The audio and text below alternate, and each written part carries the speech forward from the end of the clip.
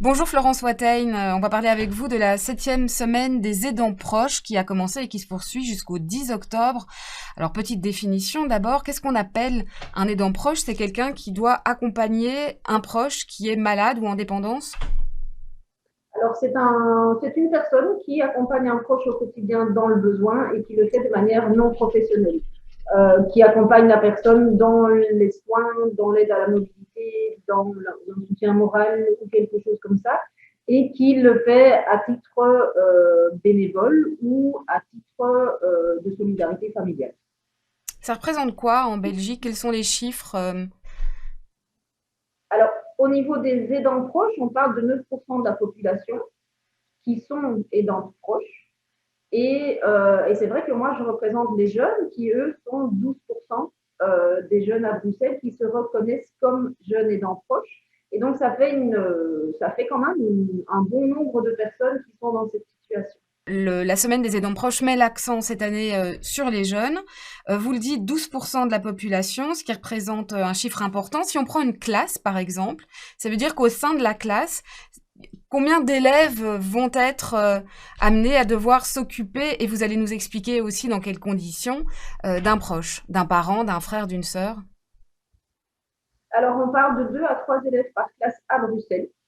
Donc, ça fait, on l'a dit, 14% des jeunes qui ont une moyenne de 12 ans.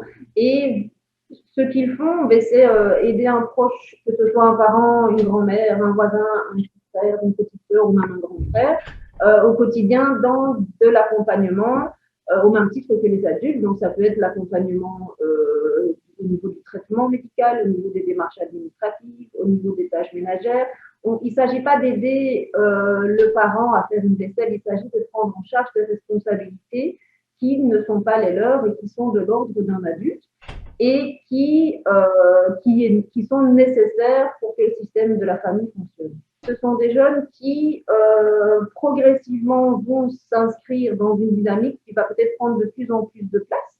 Ils vont peut-être soutenir de plus en plus de parents, que ce soit le veiller pendant la nuit ou l'accompagner dans toutes les démarches médicales ou des choses comme ça.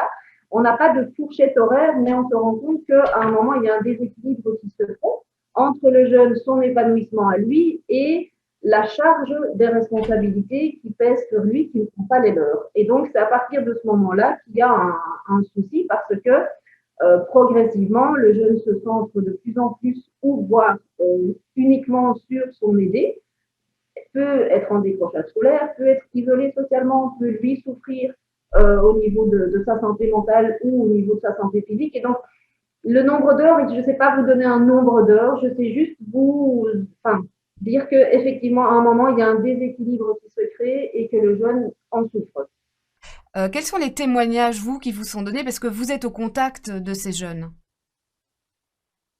Oui, en fait, nous, les jeunes qui viennent nous rencontrer, viennent pour plusieurs choses. Ils viennent d'abord pour un accompagnement individuel en disant, voilà, il se passe ça chez moi, je me rends compte que j'ai difficile, je ne sais plus gérer mes émotions, je ne sais plus gérer la relation, je ne sais plus me concentrer sur mes études, je ne sais plus avoir d'activité à l'extérieur, je suis toujours centrée sur mon proche, je ne comprends pas sa maladie, je ne comprends pas comment je peux l'aider.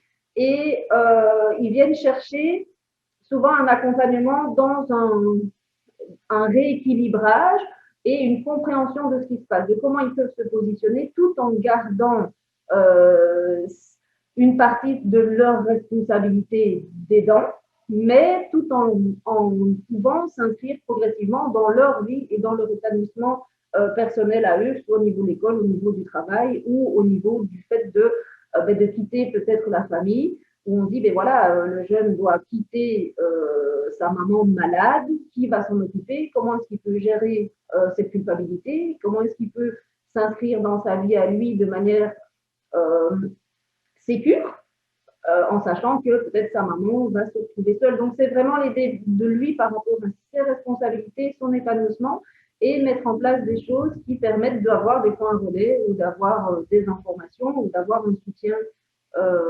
supplémentaire pour retrouver cet équilibre justement. Ce qu'il faut dire aussi, c'est que ces jeunes aidants proches sont parfois très jeunes. On parle de jeunes dès 12 ans et peut-être d'ailleurs plus jeunes, vous allez nous le dire. Quels sont les récits qu'ils peuvent vous faire? Quels sont les témoignages? Qu'est-ce qui, selon vous, illustre vraiment la particularité d'être un jeune aidant proche? Alors oui, il y a certains jeunes qui sont très jeunes. Donc la plus jeune qu'on a eue, elle avait 4 ans. Dès son plus jeune âge, elle a pris la responsabilité d'aider sa maman dans sa mobilité, dans sa motricité. Et au fur et à mesure où cet enfant va grandir, ses responsabilités vont augmenter elles aussi. Et c'est vrai que c'est un point de départ. Le jeune va aider son parent à se déplacer ou faire des choses très simples. Et puis au fur et à mesure, ça va prendre de plus en plus de place. Et ça peut engendrer chez le jeune des grosses difficultés au niveau de la relation, de comment est-ce qu'ils peuvent se positionner par rapport aux parents, d'isolement social parce qu'ils sont centrés sur leurs proches et non pas sur leur vie à eux et sur la vie extérieure, de décrochage scolaire, de difficultés de concentration, de fatigue, d'angoisse, etc., dû au fait que leurs responsabilités prennent trop de place par rapport à leur épanouissement personnel et professionnel ou scolaire. Donc, Et dans la relation aussi avec leurs proches?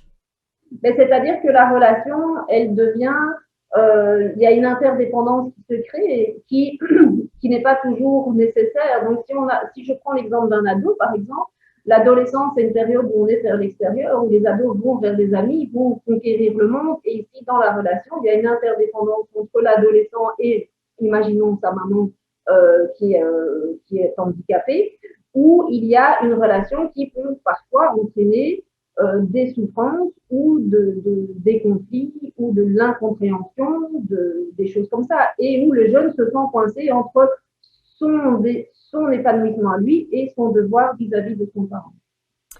Merci beaucoup pour toutes ces précisions, Florence Wateigne. Donc, je rappelle que vous êtes coordinatrice des jeunes aidants proches et que vous vous occupez notamment de cette maison des aidants proches, dans laquelle les jeunes sont le bienvenu, peuvent être accompagnés, peuvent poser toutes les questions et vous organisez des activités pour essayer justement de les aider sur tous les sujets dont vous nous avez parlé. Je rappelle que donc on est en pleine semaine des aidants proches. Je vous remercie et je vous souhaite une bonne journée.